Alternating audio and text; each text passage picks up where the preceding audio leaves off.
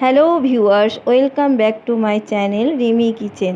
কেমন আছেন সবাই? আশা করছি ভালো আছেন।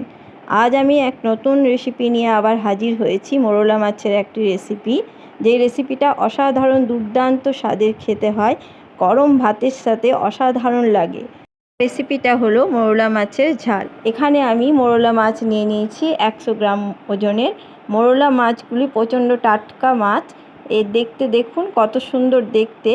ভাবলাম এরকমভাবে একটু রান্না করি। আমরা জানি এই মাছগুলো অন্তত সবার প্রিয় মাছ, খেতে খুবই ভালো লাগে।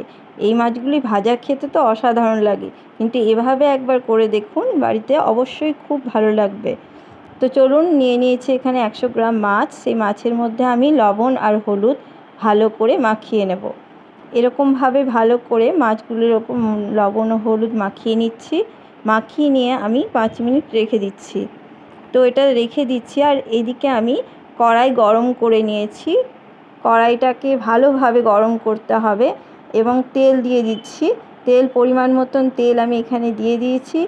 তেলটাকে পুরো হাই হিটে গরম করে নিতে হবে। তারপরে মাছগুলোকে ছেড়ে দেব। গ্যাসের আঁচ যেন হাই হিটে থাকে, না হলে মাছগুলো তলায় লেগে যেতে পারে। এরকমভাবে মাছ ভাজলে একদমই কড়াইয়ের মধ্যে লেগে যাবে না। তো এরকমভাবে আমি মাছগুলোকে ছেড়ে দিচ্ছি। প্রত্যেকটা মাছ আমি ছেড়ে দিলাম। আস্তে আস্তে হাতে ছাড়তে হবে, কারণ এটা খুব নরম মাছ, খুব তাড়াহুড়ো করে ভাজলে চলবে না। তো এই যে একদিকটা আমার হয়ে গেছে, সোনালি কালার ধরে নিয়েছে, এটাকে আমি একটা পিঠ পুরো 2 মিনিট মতন হতে দিয়েছিলাম। তারপরে আর একটা পিঠ উল্টে দিচ্ছি। দেখুন মাছগুলো কিন্তু একটাও ভেঙে যায়নি এবং আস্ত আছে। এরকমভাবে মাছ ভাজলে মাছ কোনো সময়ই ভাঙবে না। এরকমভাবে মাছ ভাজবেন বাড়িতে, অবশ্যই দেখবেন মাছ ভেঙে যাচ্ছে না। তো মাছগুলো আমি এবার তুলে নিচ্ছি।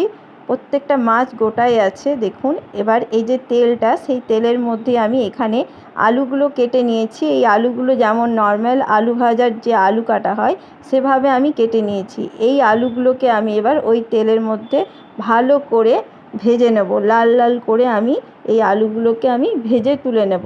তো এরকমভাবে দেখুন ভাজতে হবে। এতটা এমনভাবেই ভাজবেন যেন 90% পুরো ভাজা সেদ্ধ হয়ে যায়। তো এরকমভাবে আমি আলুটা দিয়ে দেওয়ার পরে এর মধ্যে আমি অল্প লবণ দিয়ে দিলাম, স্বাদ মতন। অল্প লবণ, খুব বেশি না লবণ। তো সেটা দিয়ে তারপরে আমি নেড়ে নিচ্ছি। নেড়ে নিয়ে আমি একটু ঢাকা দিয়ে দিলাম যেন সেদ্ধও হয়ে যায় এবং লাল লাল করে ভাজাও হয়ে যায়।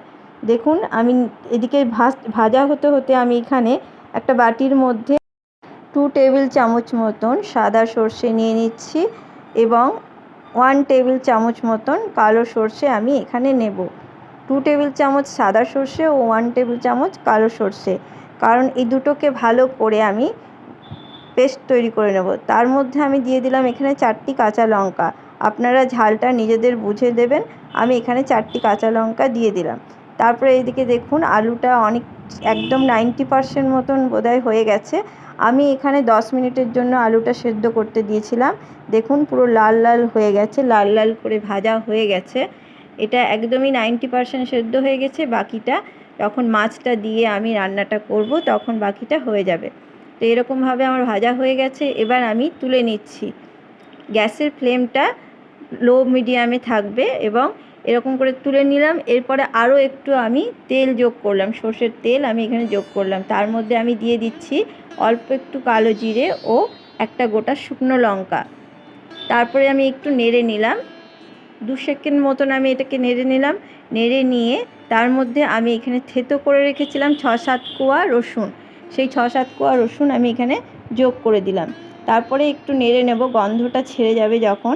তারপরে আমি এখানে যোগ করব পেঁয়াজ কুচি। এখানে আমার মিডিয়াম সাইজের 2টো পেঁয়াজ কুচি করা আছে, সেটাকে আমি দিয়ে দিলাম। তারপরে এটাকে আমি লাল লাল করে পুরো ভেজে নেব। লাল লাল করে এটা ভেজে নিচ্ছি, ভালো করে ভেজে নিতে হবে। মোরলা মাছ অনেকভাবেই খেয়েছেন, একবার এরকমভাবে করে দেখবেন, বাড়িতে অবশ্যই ভালো লাগবে। একবার অবশ্যই বাড়িতে ট্রাই করবেন। তারপরে ভাজা আমার হয়ে গেছে। এবার এর মধ্যে আমি যে সর্ষে বাটাটা করে রেখেছিলাম পেস্টটা, সেই পেস্টটা আমি যোগ করে দিচ্ছি। এটা আমি যোগ করে দিলাম এবং আরেকটু জল নিয়ে সেটাতে আমি যোগ করে দিচ্ছি। যে বাটিতে মশলাটা ছিল তার মধ্যে একটু জল নিয়ে আমি এখানে দিয়ে দিলাম। তারপরে স্বাদ মতন এখানে লবণ দিয়ে দিলাম, আপনারা আপনাদের স্বাদ মতো লবণ দিয়ে দেবেন। আর দিয়ে দিলাম হাফ টিস্পুন মতন চিনি। তারপরে দিয়ে দিচ্ছি এখানে হলুদ গুঁড়ো, এখানেও হাফ টিস্পুন মতন হলুদ গুঁড়ো দিয়ে দিলাম ও হাফ টেবিল চামচ মতন লাল লঙ্কার গুঁড়ো মানে কাশ্মীরি লঙ্কার গুঁড়ো আমি এখানে যোগ করলাম। তো ভালো করে সমস্ত মশলাটা আমি কষিয়ে নেব। খুব বেশি কষাবো না, সর্ষে বেশিক্ষণ কষালে ভালো লাগে না। তো এই দেখুন কষানো হয়ে গেছে। এরপর আমি এখানে যোগ করলাম আলুগুলোকে দিয়ে ভালো করে মশলাটার সাথে আলুগুলোকে ভালো করে কষিয়ে নিতে হবে, যেন মশলা ও আলু একসঙ্গে ভালো করে মিশে যায়, সেরকমভাবে কষিয়ে নিতে হবে। দেখুন কষিয়ে নিয়েছি। এরপর আমি জল যোগ করব। এখানে আমি জল দিয়ে দিচ্ছি।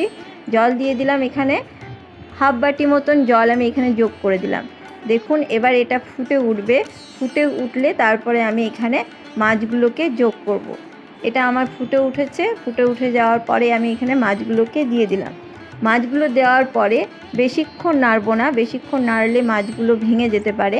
অল্প একটু আমি নেড়ে নেব, 1 মিনিট মতন আমি নেড়ে নিচ্ছি। ভালো করে নেড়ে নেওয়া হয়ে গেলে আমি এখানে একটি কাঁচা লঙ্কাকে ফাটিয়ে নিয়ে আমি এখানে দিয়ে দিলাম। তো ফাটিয়ে নিয়ে দেওয়ার পরে আমি আরেকটু নাড়িয়ে নিয়ে আমি এটাকে এবার চাপা দিয়ে গ্যাসের আঁচকে লোতে রেখে হতে দেব। দেখুন 2 মিনিট হয়ে গেছে। 2 মিনিট পরে এটা আমার পুরো রসটাই টেনে গেছে এবং এটা আমার রেডি হয়ে গেছে।